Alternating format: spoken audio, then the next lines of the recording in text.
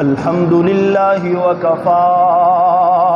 وسلام على عباده الذين اصطفى أما بعد فأعوذ بالله من الشيطان الرجيم بسم الله الرحمن الرحيم فسيكفيكهم الله وهو السميع العليم وقال الله تبارك وتعالى في مقام آخر لقد رضي الله عن المؤمنين إذ يبايعونك تحت الشجرة فعلم ما في قلوبهم فأنزل السكينة عليهم وأثابهم فتحا قريبا قال النبي صلى الله عليه وسلم الدنيا سجن المؤمن وجنة الكافر أو كما قال عليه الصلاة والسلام صدق الله العظيم وصدق رسوله النبي الكريم۔ آتی ہی رہے گی تیرے انفاس کی خوشبو، گلشن تیری یادوں کا چمکتا ہی رہے گا۔ میرے محترم دوستوں، بزرگوں اور بھائیوں اور میرے ہم قدم ساتھیوں، اللہ جل جلالہ نے ساری کائنات کی انسانیت کی رہنمائی کے لیے اسلام کی صورت میں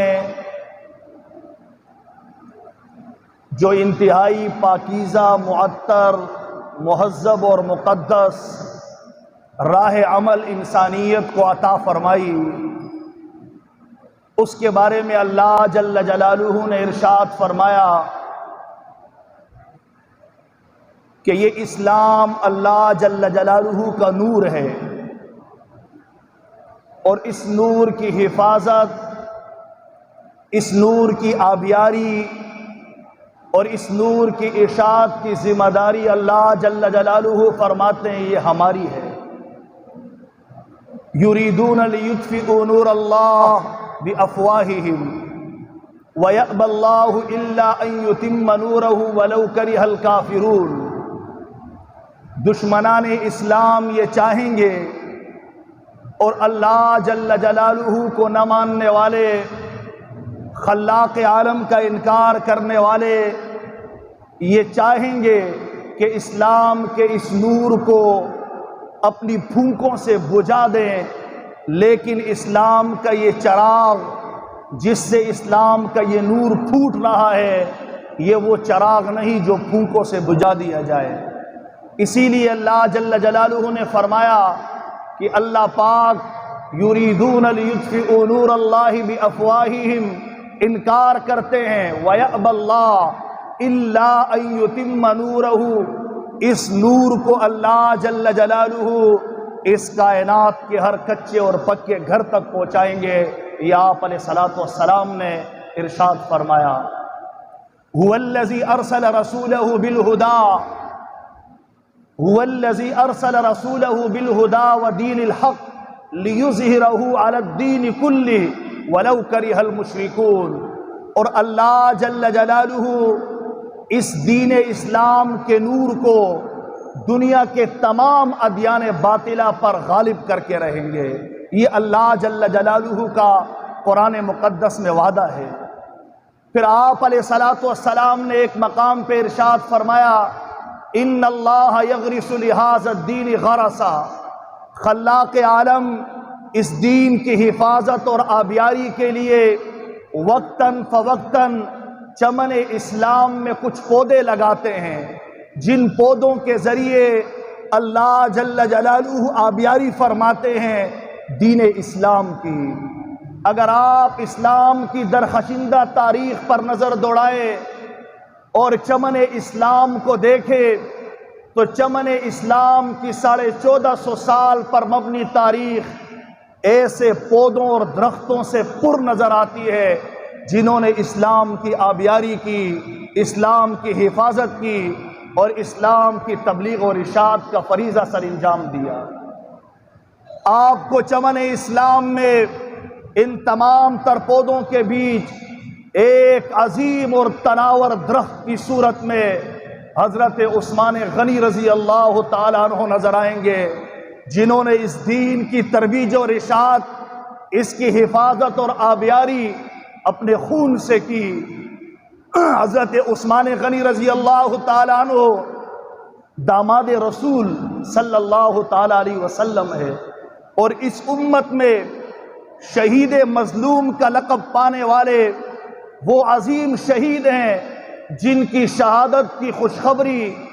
آپ علیہ الصلوۃ والسلام نے حضرت عثمان غنی کی حیات میں ان کو دے دی تھی۔ اور حضرت عثمان غنی رضی اللہ تعالیٰ عنہ سابقون الاولون میں ہیں، جن کے بارے میں قرآن میں اللہ جل جلالہ نے ارشاد فرمایا کہ وہ لوگ جو سب سے پہلے اسلام لائے اور اسلام میں سبقت لے گئے، ان کے لیے جنت کی خوشخبریاں ہیں۔ آپ عشرہ مبشرہ میں ہیں، جود و سخا، شرم و حیا، جرت اور استقامت، عز اور انکساری میں آپ کو جو مقام حاصل ہے وہ مقام سب سے نمایاں مقام ہے۔ جرت اور استقامت کا آپ کا حال یہ تھا کہ آپ نے 34 سال کی عمر میں جب اسلام قبول کیا تو آخر دم تک ایک قدم بھی آپ اسلام سے پیچھے نہ ہٹے، اور نہ ذرا برابر کبھی لغزش آئی آپ کے قدم میں، نہ آپ کا قدم کبھی ڈگمگایا۔ ہر قسم کی تکلیفوں کو سہا۔ آپ قریش کی ایک شاخ بنو امیہ سے تعلق رکھتے ہیں جو 5ویں سلسلے میں آپ علیہ الصلوۃ والسلام کے سلسلہ نسب میں شامل ہو جاتی ہے۔ بنو امیہ کی شاخ سے آپ کا تعلق تھا، اور قریش میں بنو ہاشم کے علاوہ بنو امیہ کی ٹکر کی اور کوئی شاخ نہ تھی۔ فوج کی علمداری جو فوجی نشان ہوتا تھا یہ حضرت عثمان غنی رضی اللہ تعالیٰ عنہ کے قبیلے کے پاس تھا۔ انتہائی لڑاکا اور جرت مند قبیلے سے تعلق رکھتے تھے آپ جب اسلام قبول کر چکے، آپ پر ظلم و ستم کے پہاڑ ٹوٹے اور اتنا مارا گیا۔ آپ کا چچا جو اسلام کے بڑے دشمنوں میں سے تھا، حکم، اس نے آپ کو ایک ستون سے باندھا اور بے پناہ آپ کی پٹائی کی، لیکن آپ نے ایک قدم پیچھے نہ ہٹایا، اور آپ علیہ الصلوۃ والسلام کی اجازت سے سب سے پہلے آپ نے حبشہ کی جانب ہجرت کی۔ پھر وہاں سے دوبارہ جب آئے مکہ اور یہ پتہ چلا کہ مکہ میں اسلام پھیل چکا ہے، آپ مکہ آئے، لیکن وہی تکلیفیں، وہی تنگ دستیاں تھی، خبر غلط تھی۔ آپ کو آپ علیہ الصلوۃ والسلام کی اجازت ہوئی، آپ دوبارہ مدینہ کی طرف ہجرت فرما گئے، اور اسلام میں جب آپ آئے، رسول اللہ صلی اللہ تعالیٰ علیہ وسلم نے اپنی چہیتی بیٹی حضرت رقیہ آپ کے نکاح میں دے دی، اور اس کے بعد جب ان کا انتقال ہوا اور ایک موقع پہ حضرت عثمان غنی رضی اللہ تعالیٰ عنہ انتہائی شدید غم کا شکار تھے، رسول اللہ نے پوچھا آپ اتنے غمگین کیوں ہیں؟ تو حضرت عثمان غنی رضی اللہ تعالیٰ عنہ عرض کرنے لگے، یا رسول اللہ مجھ پہ تو غم کا پہاڑ ٹوٹا ہے، میرا آپ سے دامادی کا جو رشتہ تھا وہ رشتہ ٹوٹ چکا ہے۔ آپ علیہ الصلوۃ والسلام نے اپنی دوسری بیٹی ام کلثوم آپ کے نکاح میں دی، اور ایک موقع پہ رسول اللہ صلی اللہ تعالیٰ علیہ وسلم نے ارشاد فرمایا جب ام کلثوم کا بھی انتقال ہوا کہ اگر میری 40 بیٹیاں ہوتی تو پے در پہ حضرت عثمان کے نکاح میں دیتا رہتا۔ جب آپ علیہ الصلوۃ والسلام نے یہ ارشاد فرمایا کہ عثمان کو جنت کی بشارت دے دو، اور عثمان کو ایک تکلیف کی بھی خبر سنا دو، ایک امتحان کے بارے میں بھی بتا دو جو اس پہ آنے والا ہے، اور آپ کو پتہ چلا کہ اس امتحان میں میری شہادت ہوگی، تو آپ حضرت عثمان غنی رضی اللہ تعالیٰ عنہ کی مظلومانہ شہادت کو اٹھا کر دیکھے زار و قطار آپ روئیں گے۔ ابو ہریرہ رضی اللہ تعالیٰ عنہ جب آپ کی شہادت کو یاد کرتے تو مدینہ میں دھاڑے مار مار کر روتے تھے کہ کس مظلومانہ انداز میں آپ کو شہید کیا گیا، اور جب باغیوں نے آپ کا محاصرہ کیا اس وقت گھر سے حضرت علی رضی اللہ تعالیٰ عنہ اپنی گردن میں تلوار لٹکائے ہوئے باہر نکلے۔ آپ کے سامنے آپ کے بیٹے تھے اور عبداللہ ابن عمر تھے، حضرت زبیر صاحب تھے۔ باغیوں پہ حملہ کیا، ان کو ہٹایا، اور عثمان غنی سے ملنے کے لیے جب اندر تشریف لے گئے تو آپ سے کہنے لگے کہ آپ ہمیں اجازت دیں، ہم ان باغیوں سے نمٹ لیں گے اور ان کا خاتمہ کر دیں گے۔ آپ نے کہا میں نہیں چاہتا کہ میری وجہ سے کسی ایک کلمہ گو کا خون بہے۔ اور شہادت کا دن جمعۃ المبارک کا دن تھا۔ اس دن 18 ذی الحجہ کو آپ نے غسل کیا، نئے کپڑے پہنے، ایک پاجامہ جو اس سے پہلے استعمال نہیں کیا تھا وہ زیب تن فرمایا، اور اس کے بعد قرآن کھول کے قرآن کی تلاوت شروع کر دی۔ باغیوں نے جب حملہ کیا اور وہ اندر داخل ہوئے، آپ کی وفادار بیوی حضرت نائلہ رضی اللہ تعالیٰ عنہ آپ کے ساتھ تھی۔ باغیوں نے جب آپ کو خون میں نہلایا اور آپ پر پہلا وار جو ہوا اور اس سے خون کا جو فوارہ نکلا وہ قرآن کی اس آیت پہ جا کے لگا جو آیت مسلمانوں کو ایک عظیم سبق دے رہی تھی، فَسَيَكْفِيكَهُمُ اللَّهُ وَهُوَ السَّمِيعُ الْعَلِيمُ، کہ ان قریب اللہ پاک تمہارے لیے کافی ہو جائے گا، اور وہ سننے والا اور وہ جاننے والا ہے۔ آج بھی وہ قرآن میوزیم میں محفوظ ہے، آپ دیکھ سکتے ہیں قرآن کی اس آیت پہ حضرت عثمان غنی رضی اللہ تعالیٰ عنہ کا مبارک خون اس آیت مبارک پر لگا ہوا ہے۔ اور جب آپ پر وار کیا جانے لگا، حضرت نائلہ نے آگے ہاتھ کیا، ان کی انگلیاں کٹ کر 3 انگلیاں کٹ کے دور جا گری۔ اس کے بعد آپ کو شہید کیا گیا۔ حضرت زبیر رضی اللہ تعالیٰ عنہ نے آپ کا جنازہ پڑھایا، اور حضرت علی کو اس قدر محبت تھی آپ سے، جب آپ سے ملنے کے لیے آئے اور واپس ہوئے اور مسجد نبوی تشریف لے گئے، آپ کے ساتھ صحابہ کی ایک جماعت تھی۔ صحابہ نے کہا حضرت نماز کا وقت ہے، حضرت عثمان غنی تو محصور ہیں، آپ ہمیں جماعت کے ساتھ نماز پڑھائیں۔ تو حضرت علی رضی اللہ تعالیٰ عنہ نے فرمایا نہیں، امام ہمارا محصور ہے، اب جماعت کے ساتھ ہم نماز نہیں پڑھا سکتے، میں تو اپنی نماز اکیلے ہی پڑھوں گا۔ عزیزان من، ایسی مظلومانہ شہادت جس نے مدینہ میں ایک کوہرام بپا کر دیا، اور ایسی مظلومانہ شہادت جس میں جو تلواریں نیام سے نکلی تھی آج 1450 سال ہو گئے، وہ تلواریں دوبارہ نیام میں نہیں جا سکی۔ مسلمانوں میں آپس میں کشت و خون کا جو بازار گرم ہے، یہ اس تلوار کی وجہ سے ہے جو تلوار حضرت عثمان غنی پہ اٹھی تھی۔ آپ رضی اللہ تعالیٰ عنہ شرم و حیا کا ایسا پیکر تھے کہ حضرت عائشہ فرماتی ہے رسول اللہ صلی اللہ تعالیٰ علیہ وسلم تشریف فرما تھے، حضرت ابو بکر صدیق رضی اللہ تعالیٰ عنہ نے آنے کی اجازت چاہی، آپ نے اجازت دی، وہ اندر داخل ہوئے، رسول اللہ صلی اللہ تعالیٰ علیہ وسلم سے گفتگو کی۔ آپ علیہ السلام کی مبارک پنڈلیاں کھلی ہوئی تھی۔ اس کے بعد حضرت عمر آئے، انہوں نے اجازت چاہی، اندر آ کے رسول اللہ سے گفتگو کی، رخصت ہوئے۔ اس کے بعد عثمان غنی جب آئے اور آپ نے اندر آنے کی اجازت چاہی تو رسول اللہ اٹھ کر بیٹھ گئے اور اپنے کپڑوں مبارک کو سیدھا کیا، اپنی پنڈلی پہ کپڑا ڈال دیا۔ حضرت عائشہ نے ان کے جانے کے بعد آپ سے پوچھا یا رسول اللہ، ابو بکر اور عمر آئے، آپ نے پنڈلیاں نہیں چھپائی، اپنے کپڑوں کو نہیں سمیٹا، اور عثمان غنی آئے تو آپ اٹھ کے بیٹھ گئے اور اپنے کپڑوں کو سمیٹ ڈالا۔ رسول اللہ صلی اللہ تعالیٰ علیہ وسلم نے ارشاد فرمایا، عائشہ میں اس سے حیا نہ کروں جس سے فرشتے بھی حیا کرتے ہیں۔ اور جود و سخا کا ایسا عالم تھا کہ 9 ہجری میں غزوہ تبوک کے لیے جب تیاری ہونے لگی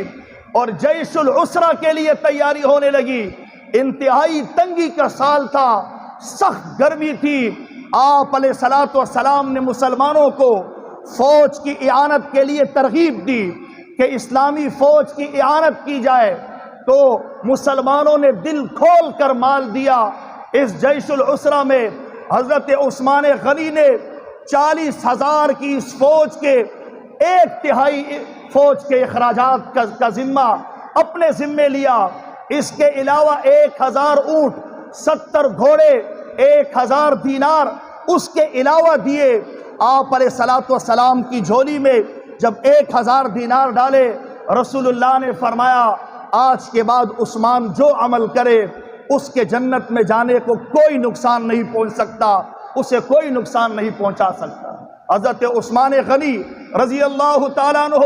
جب مدینہ آئے، مدینہ میں صرف ایک کنواں تھا میٹھے پانی کا، اور وہ ایک یہودی کا تھا۔ آپ نے دیکھا مسلمانوں کو سخت تکلیف ہے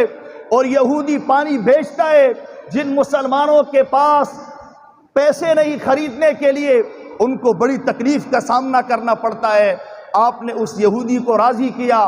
12,000 درہم میں اس سے آدھا کنواں خریدا کہ ایک دن پانی ہم نکالیں گے، ایک دن پانی آپ نکالنا۔ مسلمان ایک دن میں اتنا پانی نکالتے کہ 2 دن کے لیے کافی ہو جاتا۔ یہودی نے سوچا ابھی آدھا کنواں میرے کس کام کے، کوئی پانی تو خریدتا نہیں، تو پھر دوبارہ راضی ہوا بیچنے کے لیے۔ حضرت عثمان غنی آگے بڑھے، باقی آدھا کنواں 8,000 درہم میں خریدا، اور یہ سارا کنواں جو تقریباً 20,000 درہم کا خریدا مسلمانوں کے لیے وقف کر دیا، جس سے مسلمانوں کے پانی کا مسئلہ ہمیشہ کے لیے حل ہو گیا۔ بئر روما، یہ پانی مسلمانوں کو خرید کر سب سے پہلے یہ کنواں حضرت عثمان غنی رضی اللہ تعالیٰ عنہ نے یہ کارنامہ سر انجام دیا۔ آپ نے قصر خلافت کی چھت پہ چڑھ کر ان سے جو خطاب کیا، اس میں آپ نے یہ ارشاد فرمایا کہ میرا قصور کیا ہے، کس گناہ پہ مجھے شہید کیا جا رہا؟ کیا میں داماد رسول نہیں ہوں؟ کیا رسول اللہ صلی اللہ تعالیٰ علیہ وسلم نے مجھے جنت کی خوشخبری نہیں سنائی؟ کیا میں نے مسلمانوں کو کنواں خرید کر نہیں دیا؟ کیا میں نے مسلمانوں کو جب مسجد نبوی کی زمین تنگ ہو گئی تھی تو میں نے اس کی وسعت کے لیے اور توسیع کے لیے باقی جتنی زمین درکار تھی، جس کے لیے رسول اللہ نے منبر سے اعلان کیا، وہ زمین میں نے خرید کر نہیں دی تھی؟ کیا جیش العسرہ کی تیاری میں نے مسلمانوں کا ساتھ نہیں دیا؟ آپ کی 12 سال کی خلافت میں مسلمانوں نے اتنی کامیابیاں حاصل کی کہ ایران سے لے کر شمالی افریقہ تک سارے علاقوں کو دائرہ اسلام کے اندر، اسلامی خلافت کے اندر شامل کیا، اور مسلمانوں کی خلافت کی حدود کو بڑھایا۔ آپ نے شام میں مسلمانوں کے لیے ایک کارخانہ بنایا جس میں بحری جہاز تعمیر ہوتے تھے۔ اس کے بعد حضرت معاویہ رضی اللہ تعالیٰ عنہ کا آگے دور آیا، آپ نے پھر وہی جہاز بحری بیڑوں کی صورت میں سمندر میں اتارے، اور پھر جنہوں نے یورپ کی طرف سبقت کی اور اسلام کا دامن اور اس کے خلافت کو یورپ تک پھیلایا۔ آپ رضی اللہ تعالیٰ عنہ نے اپنے دور خلافت میں مسجد نبوی کی مزید توسیع کی اور اسے خوب وسعت دی، اور ایک بہترین مرکز کی شکل مسجد نبوی نے اختیار کی، جس کی مثال اس دور میں کہیں نہیں ملتی تھی۔ حضرت عائشہ فرماتی ہیں ایک مرتبہ رسول اللہ صلی اللہ تعالیٰ علیہ وسلم تشریف لائے گھر مبارک اور پوچھنے لگے عائشہ کھانے کے لیے کچھ ہے؟ میں نے عرض کی یا رسول اللہ کچھ نہیں ہے، 4 دن سے اہل بیت کے پاس کھانے کے لیے کچھ نہیں۔ رسول اللہ صلی اللہ تعالیٰ علیہ وسلم مسجد تشریف لے گئے، وہاں تشریف لے جانے کے بعد آپ نے نماز شروع کر دی، وقفے سے جگہ بدل کر نماز پڑھتے رہے، اور اس دوران حضرت عثمان غنی نے آنے کی اجازت چاہی، حضرت عائشہ نے گھر آنے کی اجازت دی۔ انہوں نے احوال پوچھے رسول اللہ کا کیا حال ہے اور گھر میں کچھ کھانے کے لیے ہے؟ تو حضرت عائشہ نے فرمایا صاحبزادے رسول اللہ کے گھر میں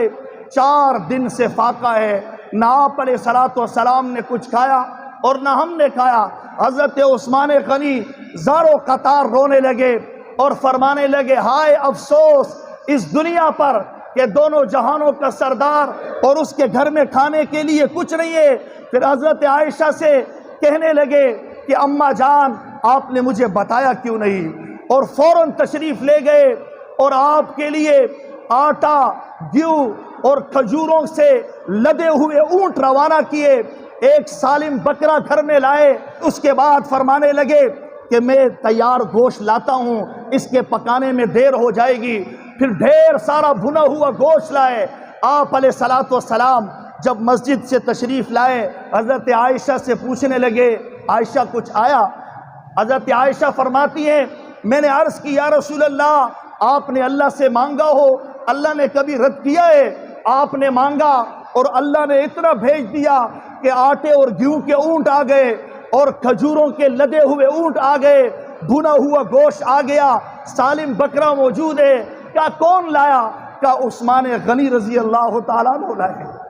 آپ دوبارہ مسجد تشریف لے گئے اور حضرت عائشہ فرماتی ہے آپ نے حضرت عثمان غنی رضی اللہ تعالیٰ عنہ کے لیے دعا کے لیے ہاتھ اٹھائے اور فرمانے لگے یا اللہ میں عثمان سے راضی ہوں، تو بھی حضرت عثمان سے راضی ہو جا۔ حضرت عائشہ فرماتی ہے عثمان غنی نے جاتے ہوئے کہا اماں جان آپ نے مجھے اطلاع کیوں نہ دی؟ عبد الرحمن ابن عوف بھی تھا، ثابت ابن قیس بھی تھا، یہ سارے مالدار صحابہ ہیں، آپ نے کسی کو اطلاع نہ دی۔ میں آپ کو قسم دیتا ہوں آئندہ ایسی کوئی حالت ہو آپ ضرور مجھے مطلع کریں، میں آپ کا بیٹا ہوں، آپ مجھے اطلاع ضرور دیا کریں۔ آپ ایسے غنی تھے، جود و سخا میں ایسا مقام آپ کو اللہ پاک نے دیا تھا۔ عثمان غنی رضی اللہ تعالیٰ عنہ کو ایک غزوے میں ابو مسعود رضی اللہ تعالیٰ عنہ فرماتے ہیں ہم رسول اللہ کے ساتھ تھے،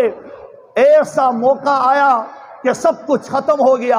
اور صحابہ کے چہروں پہ بھوک کے آثار نمودار ہو گئے، کچھ نہ تھا کھانے کے لیے۔ منافقین بڑے خوش ہوئے، اچھا ہے ان کے ساتھ ایسا ہو۔ کہتے ہیں آپ علیہ الصلوۃ والسلام نے صحابہ کو جمع کیا اور فرمانے لگے کہ اللہ کی قسم سورج کے غروب ہونے سے پہلے اللہ پاک انتظام فرما دے گا، تم گھبرانا نہیں۔ کہتے عثمان غنی نے 14 اونٹنیاں خریدی، سامان سے لدی ہوئی 9 اونٹنیاں رسول اللہ صلی اللہ تعالیٰ علیہ وسلم کے پاس بھیجی، آپ علیہ الصلوۃ والسلام کی خدمت میں حاضر کی۔ صحابہ کے چہرے کھل اٹھے، سارے صحابہ نے اس کو استعمال کیا۔ ابو مسعود فرماتے ہیں رسول اللہ نے دعا کے لیے ہاتھ اٹھائے اور ایسی زبردست دعا میں نے کبھی نہیں دیکھی رسول اللہ نے کسی صحابی کے لیے کی ہو جیسے حضرت عثمان کے لیے کی۔ بڑی دیر تک آپ علیہ الصلوۃ والسلام فرماتے رہے یا اللہ عثمان کو یہ عطا فرما، عثمان کو یہ عطا فرما، اور اے اللہ عثمان کے ساتھ ایسا اور ایسا عمل فرما۔ آپ علیہ الصلوۃ والسلام نے ایسی زبردست دعا کی، ہم نے پہلے کبھی ایسا نہیں دیکھا کہ رسول اللہ نے کسی اور کے لیے اتنی مضبوط دعا کی ہو۔ حضرت عثمان غنی رضی اللہ تعالیٰ عنہ شرم و حیا، جود و سخا اور جرت ایمانی کا ایسا پیکر تھے کہ آج کے مسلمانوں کے لیے لائحہ عمل ہے جو مسلمان حضرت عثمان غنی رضی اللہ تعالیٰ عنہ کے نام لیوا ہے، اور شرم و حیا کی چادر صبح شام ان مسلمانوں کے ہاتھ سے چھوٹ رہی ہے، لیکن مسلمانوں کو اس کی کوئی پرواہ نہیں کہ ہم اس شرم و حیا سے گزر رہے ہیں اور وہ شرم و حیا ہمیں چھوڑ کر اور ہم اسے چھوڑ کر دور جا رہے ہیں جو شرم و حیا رسول اللہ صلی اللہ تعالیٰ علیہ وسلم نے ہمیں دی تھی اور جس کا پیکر عثمان غنی رضی اللہ تعالیٰ عنہ ہوتے۔ شرم اور حیا اس کا ایمان کے ساتھ ایسے جوڑ ہے، علماء سے سنتے ہیں کہ شرم و حیا کا اتنا مضبوط جوڑ ہے ایمان کے ساتھ، جہاں ایمان ہوگا وہاں حیا ہوگی اور جہاں حیا نہیں ہوگی وہاں ایمان بھی نہیں ہوگا۔ پھر آج کے حالات آپ دیکھ لیں اور مسلمانوں کے جیبوں میں اسمارٹ فون کا جو فتنہ ہے، ہر چھوٹے بڑے کے ہاتھ میں جو ہے، اس نے شرم و حیا کے جو جنازے نکال دیے اور گھروں سے شرم و حیا کو کھرچ کر جو نکالا، اور اس پر مسلمانوں کی جو غفلت ہے، آپ اندازہ لگائیں کہ مسلمان کس قدر رسول اللہ کی مبارک اور رسول اللہ صلی اللہ تعالیٰ علیہ وسلم کے مقدس دور کی مناسبت سے دور ہو رہے ہیں،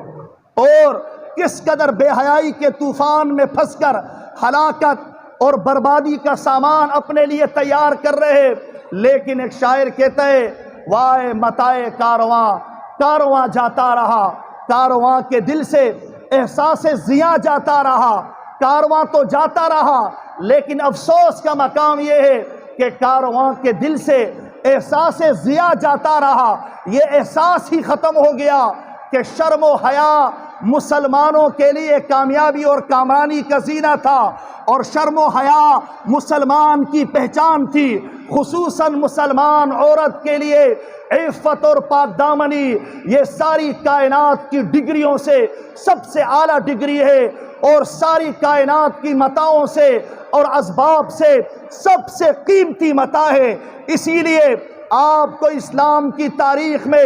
جہاں شرم و حیا کی تاریخ نظر آئے، آپ کو یہ بھی نظر آئے گا کہ مسلمان عورتوں نے اپنی حیا کو بچانے کے لیے اور اپنی عفت کو بچانے کے لیے کنوؤں میں چھلانگیں لگائی، خودکشیاں کی، لیکن اپنی حیا کو تار تار نہ ہونے دیا۔ اور ایک آج کی مسلمان عورت ہے جس کی حیا خود اس کے اپنے ہاتھوں سے تار تار ہو رہی، اور جس کی حیا اس کی اپنی ہی پیدا کرنے والی ماں کے ہاتھ سے تار تار ہو رہی۔ پھر جس گھر میں شرم و حیا نہ رہے، ایمان نہ رہے، اس گھر سے اسلام کیسے پھوٹے گا؟ اس گھر میں ترقی کیسے آئے گی؟ دنیاوی ترقی، اس کے بارے میں آپ قرآن اٹھا کے دیکھیں، بار بار نوجوان نسل کو یہ پیغام دے رہا، امت کو یہ پیغام دیا جا رہا جو پیغام شیخ الہند نے مالٹا کی جیل سے رہا ہونے کے بعد اس امت کو دیا کہ خدا را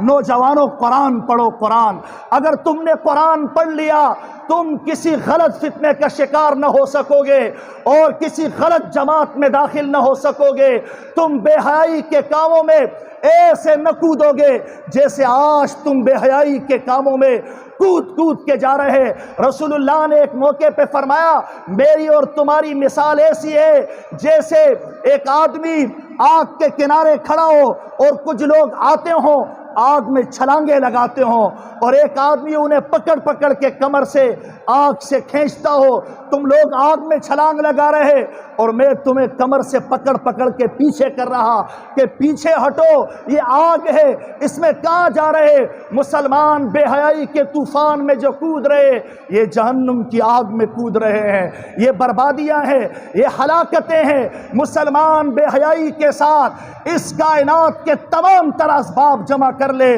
وہ عزت نہیں پا سکتا، کامیاب نہیں ہو سکتا۔ میں نے اور آپ نے ایک مرتبہ پھر حضرت فاطمہ رضی اللہ تعالیٰ عنہ سے اور حضرت عثمان غنی رضی اللہ تعالیٰ عنہ سے شرم و حیا کا سبق حاصل نہ کیا تو امت مسلمہ کا یہ کاروان جو ضلالت اور گمراہیوں میں گرتا جا رہا ہے یہ ایسے ہی گرتا چلا جائے گا، اور اس بھور سے اس کو کوئی نہ نکال سکے گا۔ اس لیے کہ قرآن میں اللہ جل جلالہ